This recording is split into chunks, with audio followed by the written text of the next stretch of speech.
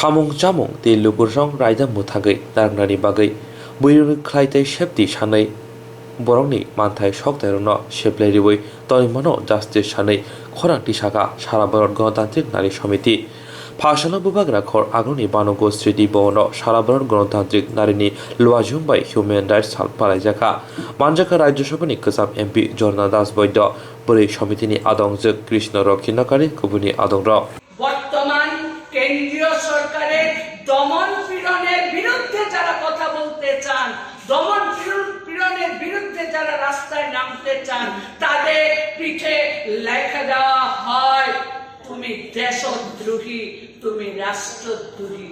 এই হলো আমাদের দেশ। ধর্মঘট করার অধিকার আমাদের আইনত অধিকার। ধর্মঘট করতে আমি পারি। আমার উপরে নেমে আসা কাজ খাদ্যের যখন অভাব হবে, আমার যখন শিক্ষার কোনো গ্যারান্টি থাকবে না, আমার চাকরির যখন কোনো নিশ্চয়তা থাকবে না, তখন আমি রাস্তায় নামতে পারি। এটা আমার অধিকার। আপনারা লক্ষ্য করেছেন আমাদের রাজ্যে 3 জন নেতা ওই গতকাল তাদের বিরুদ্ধে 2 বছরের জেলের ঘোষণা করেছিল। উচ্চ আদালতে গিয়ে তারা জামিন মুক্ত। তাপস দত্ত, ত্রিলোকেশ সিনহা, বাবু দেবনাথ। তাদের অপরাধ কি? তারা ধর্মঘটের সময় পিকেটিং করেছিল। ধর্মঘটটা কিসের জন্য? আমি কাজ চাই, আমি খাদ্য চাই।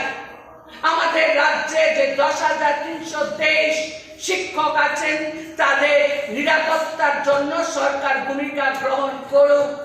আমাদের দেশের যে কৃষক, তাদের উৎপাদিত ফসল ন্যায্য মূল্যে সরকার কিনুক, তার ব্যবস্থা করুক।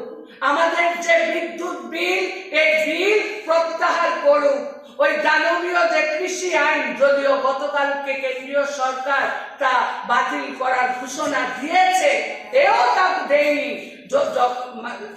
ভারতবর্ষে কৃষক, শ্রমিক, নারী, পুরুষ নির্বিশেষে রাস্তায় নামার পর 1 বছরের আন্দোলনের মাথায় সেই কৃষি আইন বাতিল করতে বাধ্য হয়েছে।